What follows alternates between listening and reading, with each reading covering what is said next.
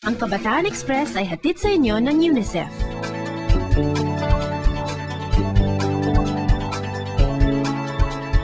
Alam niyo ba kung saan ang Sarangani Province?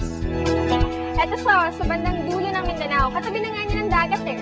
Sa unang ulat, ipamamala sa atin ng mga taga-Sarangani ang galing nila sa paglangoy.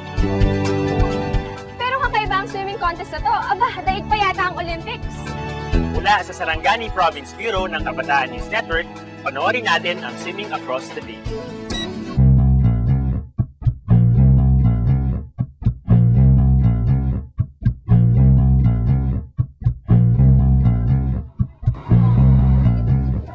Noong nakaraang Mayo, nagkumpulan ang mga taga-Sarangani Province sa Sarangani Bay para lumahok o manood sa isang kakaibang paligsahan.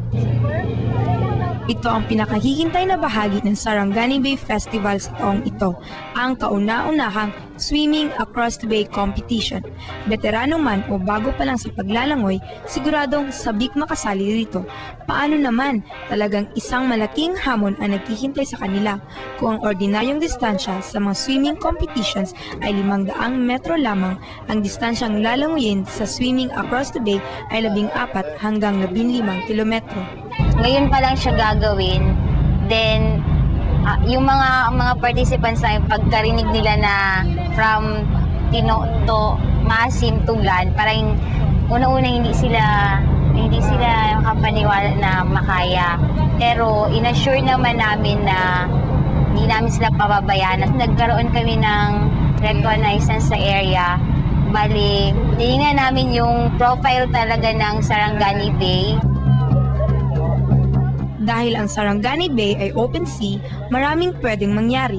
Nariyan ang maaaring pagsama ng panahon at mga mapanganib na hayop tulad ng pating at jellyfish. At dahil napakahabang distansya ang lalanguyin, maaaring may malunod dahil sa matinding pagod. Kaya naman, ang Philippine Navy, Marines, Red Cross, Coast Guard, PNP, Provincial Health Office at maging ang mismong gobernador ng Sarangani ay nakatutok sa pagbabantay.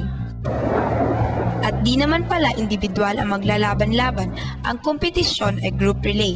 Binubuo ng 6 hanggang 10 kalahok ang isang grupo. Isa-isa silang lalangoy. Habang lumalangoy ang isang miyembro ay kasunod niya ang bangka kung saan nakasakay ang kanyang mga kagrupo. Kapag napagod na ang isang manlalangoy, tatapikin niya ang isang kasama para siya ay mapalitan. Kaya't paiba-iba ang lumalangoy sa buong kompetisyon. Tingnan nyo naman, tuloy-tuloy ang suporta ng grupo sa buong kompetisyon. Sumisigaw sila ng mga pampalakas loob o di kaya naman nagbibigay ng direksyon para siguradong nasa tamang ruta ang lumalangoy. At bukod sa mga kagrupo nila'y may mga gumagabay ding guideboats.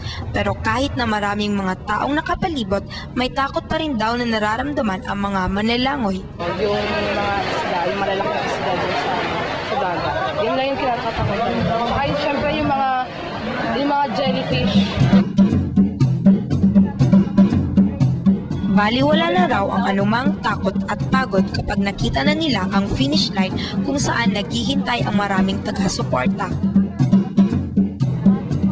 Bilib na bilib kami sa mga nanalo. Pagkatapos malampasan ang hamong ito, sila raw ay magkahanda para sa isa na namang malaking hamon. Sila kasi ang magiging kinatawan ng General Santos City sa palarong pambansa sa 2006. Sa tingin namin, bagay na bagay ang Swimming Across the Bay bilang bahagi ng Sarangani Bay Festival. Hindi lang kagandahan ng kapaligiran ng Sarangani Province ang nakita namin, nasaksihan din namin ang lakas na angkin ng mga sarangan.